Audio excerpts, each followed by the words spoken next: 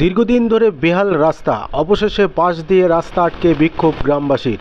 যতক্ষণ না জনপ্রতিনিধিদের আশ্বাস মিলছে ততক্ষণ বিক্ষোভ চলবে বলে দাবি তাদের। নদিয়ার শান্তিপুর পৌরসভার 1 নম্বর ওয়ার্ডের বাগচির বাগান এলাকার ঘটনা। জানা যায় এই এলাকায় একাধিক রাস্তা দীর্ঘদিন ধরে বেহাল অবস্থায় রয়েছে। বৃষ্টি হলে পুকুর না রাস্তা বোঝা যায় না। রাস্তায় সব জায়গায় একটা করে গর্ত। প্রতিনিয়ত দুর্ঘটনায় পড়তে হচ্ছে পথচারীদের। একাধিক জনপ্রতিনিধি থেকে শুরু করে কাউন্সিলর জানিয়েও কোনো লাভ হয়নি। অবশেষে রাস্তা বাস দিয়ে আটকে বিক্ষোভ দেখাতে শুরু করে এলাকাবাসী। তাদের দাবি অবিলম্বে রাস্তা সংস্কার করতে হবে। খবর পেয়ে ঘটনাস্থলে পৌঁছন 1 নম্বর ওয়ার্ডের কাউন্সিলর মহানন্দ বিশ্বাসের স্ত্রী। চলুন দেখে নেব সেই চিত্র। আপনারা দেখছেন নিউজ নদিয়া এক্সপ্রেস। চ্যানেলটিকে সাবস্ক্রাইব, লাইক, শেয়ার এবং ফেসবুক পেজটি ফলো করুন আর দেখতে থাকুন নিউজ নদিয়া এক্সপ্রেস।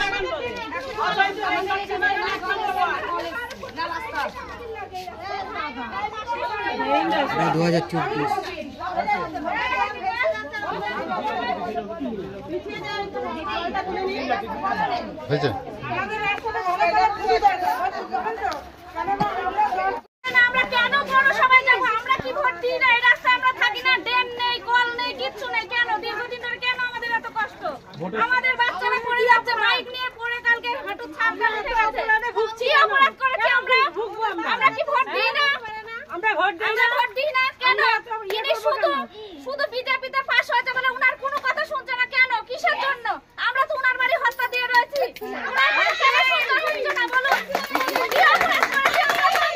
আমাদের সবাইকে লাগবে, সবাইকে তৃণমূল কে বিজেপি কে দিয়ে আমরা কিছু দেখবো না। আমরা চাই রাস্তা। আমরা ভিক্ষা চাইছি না, রাস্তা চাইছি। সব দিয়েছি, সব লিখে সবাই জমা দিই।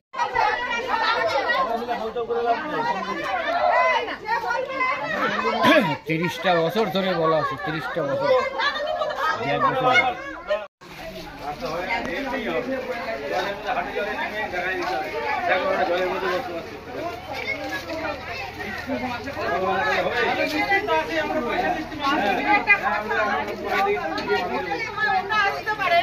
আর আমাদের কিছু দরকার নেই, আমাদের এটা দেখে বলবে, তার বলার মধ্যে দিয়ে স্পষ্ট কথাগুলো বলতে হবে। সুবিধা হচ্ছে রাস্তা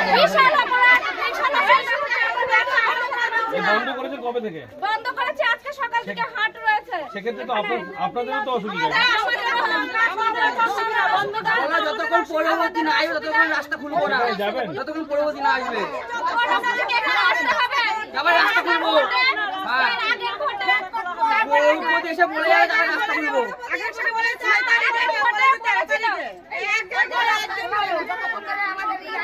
বলুন, আপনি বলবেন ওনাকে না, আচ্ছা, এই বিক্ষোভটা কি জন্য করছেন? আমরা এই বিক্ষোভটা করছি রাস্তার জন্য।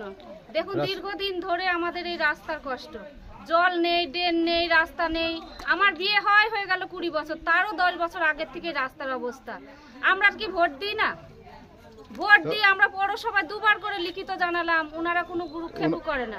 কোনো গুরুত্ব দিচ্ছেন না। এখানের কাউন্সিলরকে বলি, দীর্ঘদিন ওনার বাড়ি যাই, ওনার উপরে আমরা সবাই মিলে জুলুম করি। উনি বলে যে দেখো আমি বারবার যাই। আমরা শুধু পৌরসভায় গেছি, গিয়ে শুনেছি সত্যিই উনি আমাদের জন্য রাস্তার কথা বলে, কিন্তু পৌরসভা কোনো কিছু নিচ্ছে না। তারপরে বিধায়ক নিজে মুখে ভোটের সামনে এসে ডাক্তার কাকাকে বলল, নিরঞ্জন ডাক্তার কাকাকে বলল আমি 7 দিনের মধ্যে এখানে ইট ফেলবো, আমি কথা দিলাম। কোথায় গেল উনি? আমরা কাউকে চিনি না, কি তৃণমূল কি বিজেপি, আমরা কাউকে চিনি না। আপনি শুনতে পারেন এখানকার পাবলিক কি বলছে, মহিলারা কি বলছে, তাদের বাচ্চা কাচ্চা নিয়ে কেউ অসুবিধা হচ্ছে এখানে। এইটা ওইটা আরো 2-3টা রাস্তা এরকম মেইন 12 ফুটের রাস্তাগুলোই হয়নি, লিখিয়ে দেওয়া হচ্ছে। ওনাদের আন্দোলনের সাথে আপনিও সহমত? হ্যাঁ সহমত, কারণ কি যে এরা তো বহুদিন ধরে আমরা অপেক্ষা করেছি। আমাদের জনপ্রতিনিধি হিসেবে কাজ করিয়ে দেওয়ার জন্যই তো আপনাদেরকে নির্বাচিত করেছে। উনি বারবার জনপ্রতিনিধি কাউন্সিলর, উনি বারবার জমা দিয়েছে, সেটা হয়নি। উনি আজকে নেই, যার বিধায় আমাকে আসতে হয়েছে প্রতিনিধি হিসাবে। তাই এনারা আমাকে ডেকেছেন, আমি সেই হিসাবেই বলছি যে এই রাস্তাগুলো উনাকে অবিলম্বে করে দেওয়া উচিত। মানুষ তো ক্ষিপ্ত হয়ে যাচ্ছে। মানুষকে উনি কি জন্য করছেন না সেটা উনি বলতে পারবেন ভালো, করতে পারবেন। এর আগে একাধিকবার দেখা গেছে যে আপনাদের সিটি কাউন্সিলর হলেও পৌরসভার সঙ্গে সম্পর্ক ভালো, এখনো সম্পর্ক ভালো, কিন্তু এই রাস্তাগুলো প্রথম বছর থেকে লেখানো হচ্ছে, 23 সালে লেখানো হয়েছে, 24 সালে লেখানো হয়েছে, উনি আশ্বাস দিয়েছে হবে হবে, কবে হবে সেই নিশ্চয়তা নেই।